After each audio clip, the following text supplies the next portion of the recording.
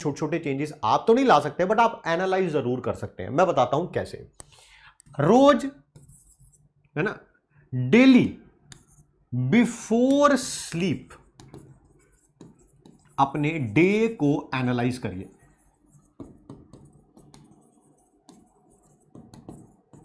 क्या उस दिन में आपने अच्छा किया, क्या ज्यादा इंपॉर्टेंट ये है कहां पर थोड़ी थोड़ी इंप्रूवमेंट हो सकती है, थोड़ी थोड़ी स्मॉल चेंजेस कहां पर थोड़े थोड़े लाए जा सकते हैं, ठीक है, वहां पर काम करना शुरू करिए। वैसे ये बुक तो अभी रिसेंटली आई है, मुझे पता नहीं है, शायद 5-7 साल पुरानी बुक होगी, ज्यादा पुरानी बुक है नहीं, ठीक है।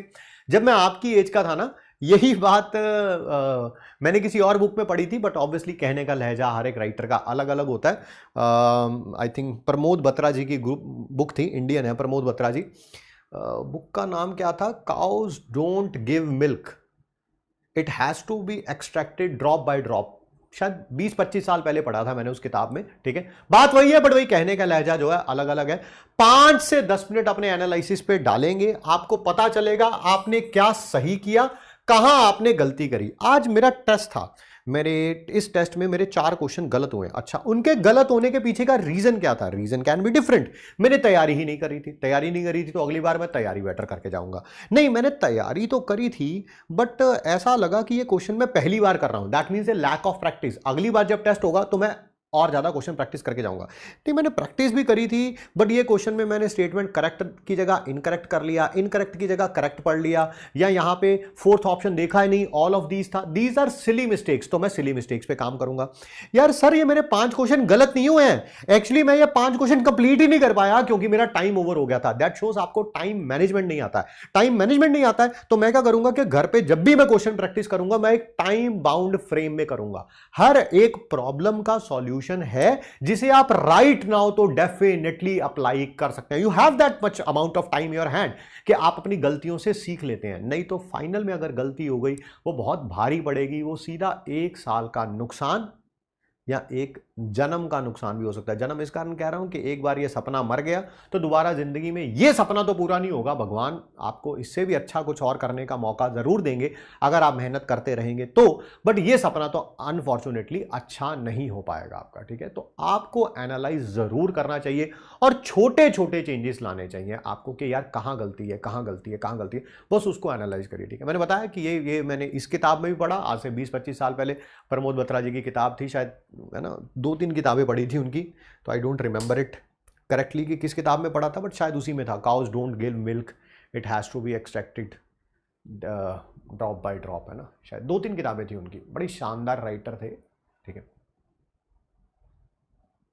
चलिए फिर मिलते हैं आप सबसे नेक्स्ट क्लास में। एनालिसिस पे रोज 5-7-10 मिनट का टाइम जरूर दीजिए, ठीक है। और ये चीजें आपके लिए ही बताई गई हैं, इनको अप्लाई करने में बात करना। एक बड़ी शानदार बुक है यार, one of my favourite books है, शायद सामने कहीं पड़ी भी हो मेरे पास, यस है ना, पड़ी हुई है, मैं आपको दिखाता हूं, ठीक है। काफी टाइम हो गया मेरे पास इस बुक को, ज़्यादा नहीं तो शायद 1.5 साल तो हो गया होगा, बट अभी भी मैंने इसके कितने पेज पढ़ रखे हैं, हाँ सिर्फ इसके ये 70 पेज के आसपास पढ़ रखे हैं, ठीक है। रीज़न बीइंग कि बुक इतनी शानदार है कि आपको बुक कंप्लीट पढ़नी नहीं है, जो जो बुक में दे रखा है आपको उसको अपनी लाइफ में इंप्लीमेंट भी करना है, ठीक है। इसका पहला चैप्टर ही है ना, बड़ा इंपॉर्टेंट चैप्टर है, जो कि है एक ब्रिटिश साइकिलिंग टीम के बारे में, ठीक है। मैं इस बुक को रीड करता रहता हूं, पहले एक चैप्टर पढ़ा, उसमें क्या चीजें हैं उसको अपनी लाइफ में अप्लाई किया, फिर दूसरा चैप्टर पढ़ा, फिर पहले को रिवाइज भी किया ताकि जो अप्लाई किया था उसको कॉन्टिन्यूसली हम लोग मेंटेन कर पा रहे हैं क्या नहीं कर पा रहे हैं, फिर दूसरे चैप्टर की तरफ गए एंड ऑल दैट। वो ब्रिटिश साइकिलिंग हिस्ट्री के ऊपर जो चैप्टर है बड़ा ही शानदार चैप्टर है। वो कुछ इस प्रकार है कि ब्रिटिश साइकिलिंग में ओलंपिक्स में, ठीक है, लगभग पिछले 100 सालों से, 2000 के आसपास की बात हो रही है, लगभग पिछले 100 सालों से कोई खास ओलंपिक मेडल नहीं जीता था। 2000 के आसपास उन्होंने एनालाइज करना शुरू किया एंड उन्होंने अपना कोच चेंज किया सबसे पहले तो, और उस कोच ने आके पता क्या किया, छोटे छोटे चेंजेस लाने शुरू किए, जैसे कि साइकिल की जो ब्रेक होती है वो किस कंपोनेंट से बनी हुई है, उस कंपोनेंट को चेंज करके देखा, अलग अलग साइकिल्स में अलग अलग कंपोनेंट्स की ब्रेक लगाई, किसकी ब्रेक जल्दी लग जाती है, और फिर जब ब्रेक लगने के बाद दोबारा स्पीड अप करना होता है वो किस में बेटर हो रहा है, ठीक है। उसके बाद वो जो कपड़ा पहन रहे हैं उस समय जब साइकिलिंग हिस्ट्री करी जाती है, साइकिलिंग करी जाती है, उस समय जो कपड़ा पहन रहे हैं क्या वो ब्रीदेबल है कि नहीं, क्या वो एरोडायनामिक्स के अकॉर्डिंग है कि नहीं, ठीक है। अलग अलग कपड़े ट्राई किए, उनमें से जो बेटर कपड़ा लगा वो रखा। इसी तरह से करते करते करते छोटे छोटे छोटे छोटे छोटे छोटे चेंजेस लाने शुरू किए, तभी बुक का नाम भी क्या है, atomic habits. And with in approximately शायद 10 ईयर का टाइम फ्रेम दे रखा है इन्होंने, 8 to 10 ईयर्स का। They have won many gold medalist at the international level. जो 100 साल से नहीं कर पाई थी टीम, वो लगभग 10 साल से कर पाई, अपने आप में छोटे छोटे चेंजेस लाके, ठीक है। यही बात आपको भी सीखनी चाहिए, ठीक है। ये इतने